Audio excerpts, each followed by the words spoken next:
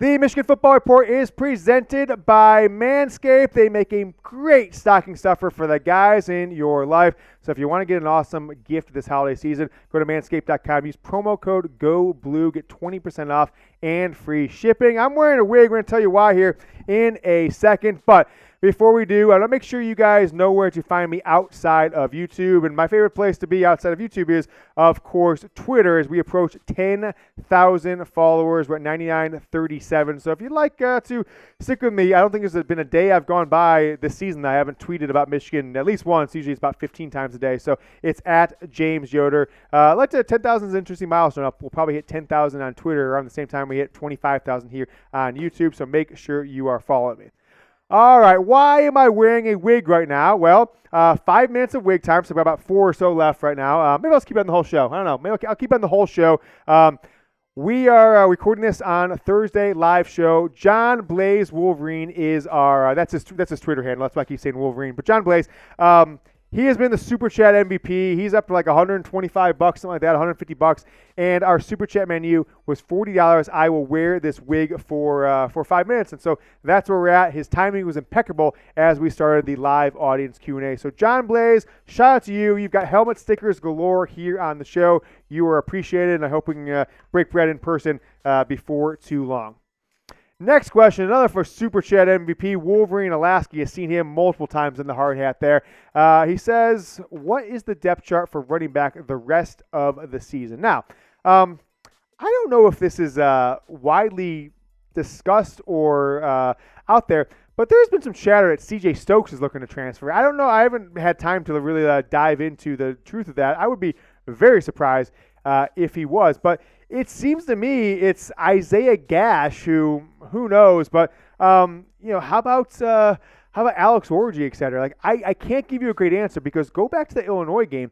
You had Isaiah Gash, you had Tavierre Dunlap, you had CJ Stokes in the second quarter, third quarter, but then didn't see him at all in the fourth quarter. Orji clearly can get it done. I don't think Michigan has a great solution. As I'm forgetting the player, Jalen Harrell, is that who threw the jump pass?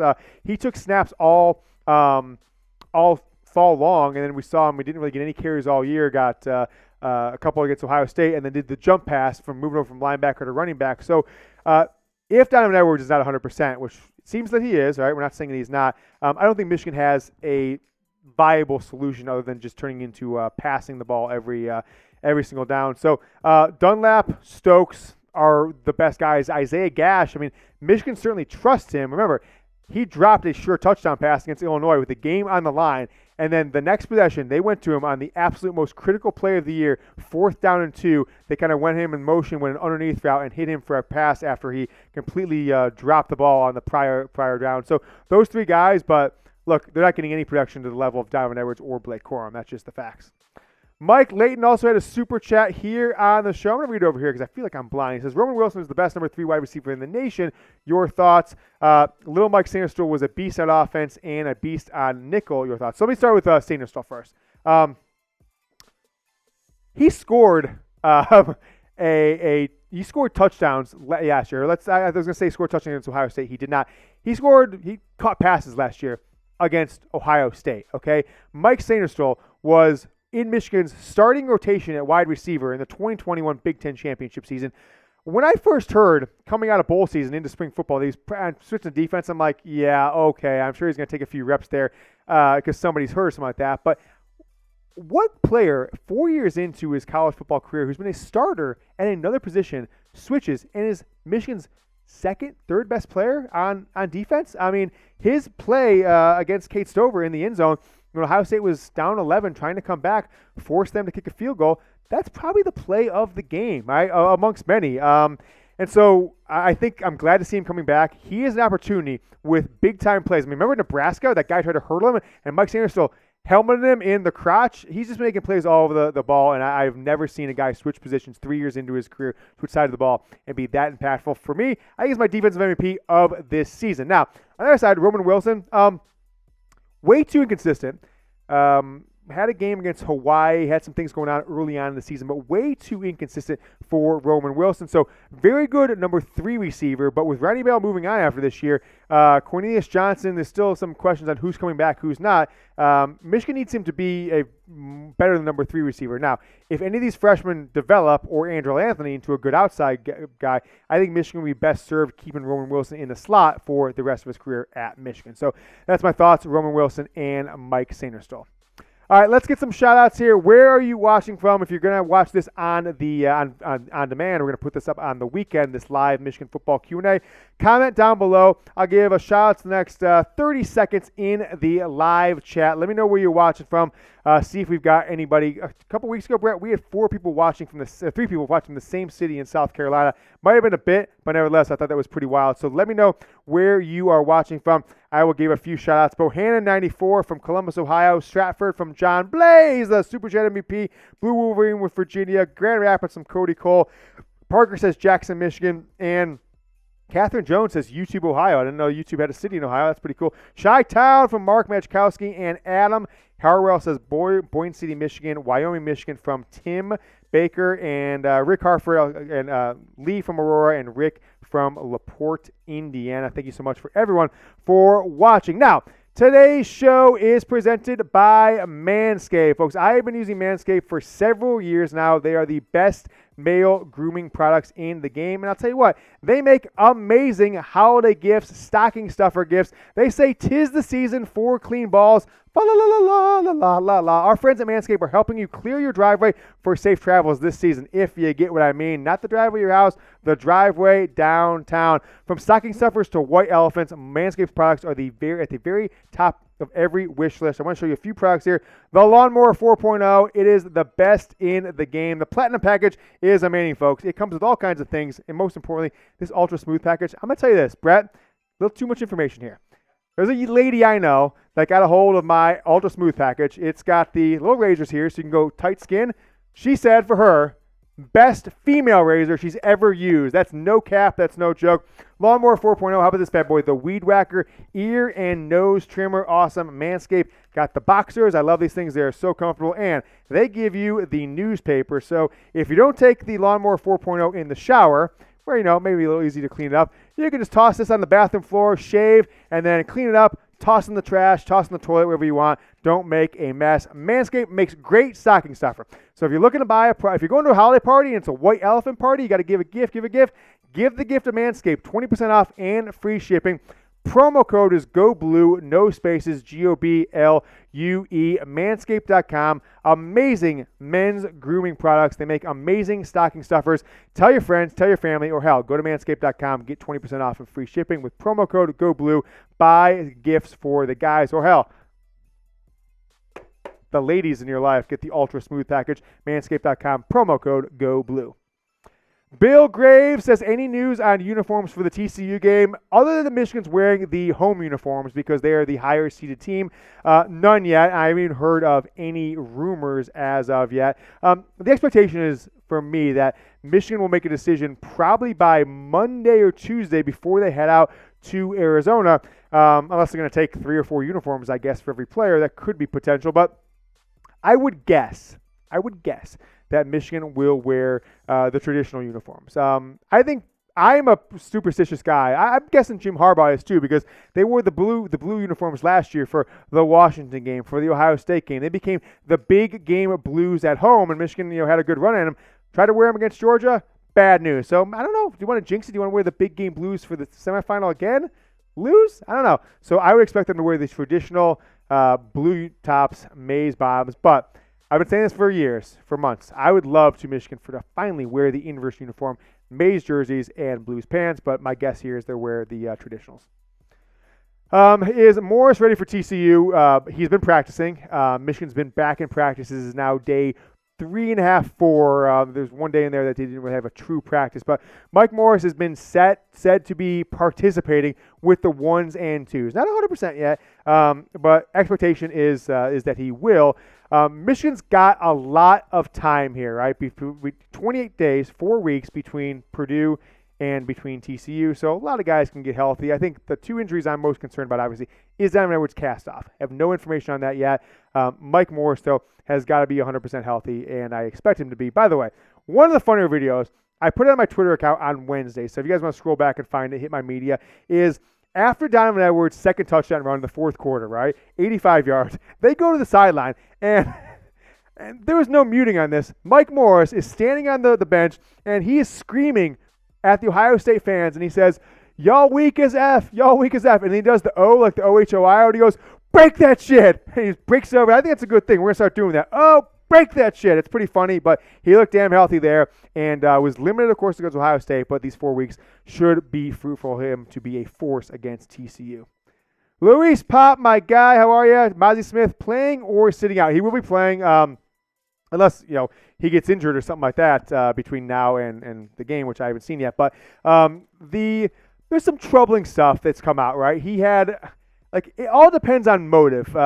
If he's a hunter or goes to the shooting range a ton, having 2 magazines with bullets in them maybe isn't a big deal, right? If you're a guy who goes to the shooting range all the time, of course you have much more ammo than that. But the fact that he had loaded things in his glove box, not the greatest look, I guess, because he was going to Schembechler Hall. So people have said, well, did he break Michigan school rules? Well, it didn't happen on school grounds, so nevertheless. But he pled down to a misdemeanor, doesn't have a history of criminal behavior, and now that's been pushed back to after the bowl season. So was it January 12th, we said, which is a Thursday after Michigan's national championship win on January 9th. So he will be playing unless there's some injury that we don't know about at this time.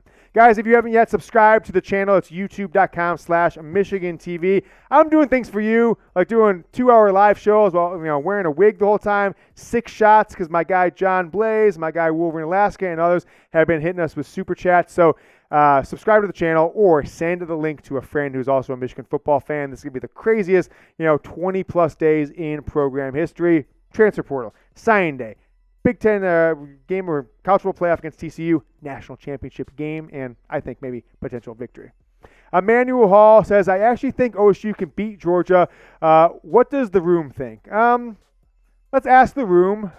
Let's ask everybody watching live, everybody watching on demand. Who are you rooting for in this game, right? Who are you rooting for? I think you've got to root for Georgia. Why do I think you have to root for Georgia? What good does it have to let Ohio State get another shot against Michigan, right? What good does it do Michigan at all if Michigan wins and takes care of business against TCU? The loss to Ohio State, if it were to happen, which I don't think it would be so negatively impactful to the psyche of every Michigan football fan. I couldn't take it. I honestly could take it. I could take a 66-0 loss versus Georgia. I couldn't take a 24-21 loss for Ohio State in the national title game. That would be absurd. So I don't even want to give them the chance. I don't want to give them the chance. Now, the win would be sweeter. It'd be like this. The win, the loss, Georgia, the win, the loss, right? Or the loss is actually not that bad in the grand scheme of things if you get there, because Michigan's lost 2 national championships in basketball in the last 10 years, and I don't think anyone's still crying over those. So that you get the opportunity, but don't let the opportunity of a loss be Ohio State wins the national championship by beating you too much. With that, who are you rooting for though, Georgia or Ohio State? Let me know. Type G or type O. All right, let's get one from John Blaze, another $10, who says, raise them right, John Blaze, Wolverine. We got another $10, John. You can have 9 or 10. John Blaze Jr., raise them right. You have 9 or 10 of these stickers on this helmet. So it's basically the John Blaze helmet. John, I think you're leading. You and Wolverine Alaska. And Blue Wolverine we've got coming up next. He is all over these helmets as well. Filling these bad boys up with dollar bills. Blake Corum, signed football, and some other things we're going to send out to you. Blue Wolverine, hadn't seen it yet. I'm sure it was an earlier show. He says, gnarly hair. John Blaze super does $40, 5 minutes of the wig, but we're in the middle of a segment, so I gotta wear it. Blue Wolverine, as promised, I haven't seen you on the show in the live supers yet, so you and Wolverine Alaska got the first supers on the new helmets. If you see there, can you see that? Blue, wrong way, right there. Blue Wolverine, you're on there. So we got another 2 coming for you. Blue Wolverine, really appreciate the support. You are the absolute man. Shane Johnson, King Yoder, comes to Miami and doesn't holler. I'll tell you what, Shane. I feel bad that we didn't get a chance to hang out. Was meeting a friend from high school who about to have his first kid in a month, and you always make promises that it's like you write checks that your ass can't cash. Me, other people, is my check that my ass can't cash, because it's like we get there, you got to take an Uber, and it's like, okay, let's go to the pool for a while. Well, now we got to go to dinner. It's already 5 o'clock. Let's go shower and get ready. And then we did this thing on Saturday. I was going to hit you on Saturday, but let me give you my Saturday. Went for brunch around 11 o'clock with the expectation is we come back to the hotel in an hour, go to the pool, etc. 11 a.m. Didn't get back to the hotel till 1 a.m. I was in the streets for, 14 hours? And that's kind of the day that we had. So really apologize, but we will make sure we happen, Shane, very soon. You got a helmet sticker as well coming up, Shane. Really appreciate it. So JH read me this super brat. I've had too many shots. I can't read it. He's blind anyway, you guys. So is Jay going to close strong as usual with the 23 class? Yep. Killing in the portal, sniper style. Yep. And your thoughts on the Jadyn Davis commit? Will it happen? So it's certainly not going to happen this month. Jadyn Davis, so he's saying he's not going to commit this month as we expected. Past my personal Friday deadline that I was told by a source close to the program. So I would say 60% Michigan gets Jadyn Davis, but there's NAL is playing into this now for Davis, so we'll find out in another month. I would say Michigan's got to be the favorite still, but if someone comes in and says we're going to give you $1 million just to step on campus, that could be tough money to pass up for anybody, let alone a 5-star quarterback, no matter what you think your NFL potential is. Now, the other question here on the show is, if I were to say what were we more happy about a month from now, 2 months ago, the recruiting class or the transfer portal, I'm going to go with the transfer portal. I think Michigan's going to get 3. They've already got 2, at least 2 or 3 more probably, impactful players, starters or high-impact backups. We saw what happened last year. Iabioki, late addition, but how about Olu Oluwatimi? 2 awards, won the Remington, won the was the Outland, whatever the other one he wore was the interior offensive lineman.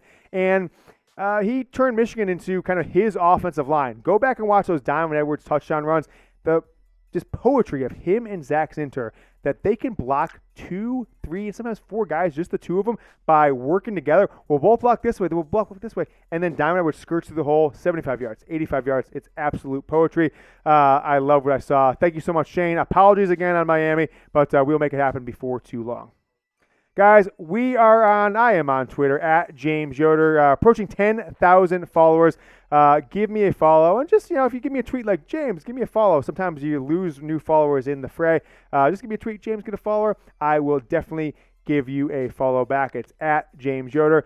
We will be back after this cut. We're going to put this on the weekend. We'll be back Monday with another show for you.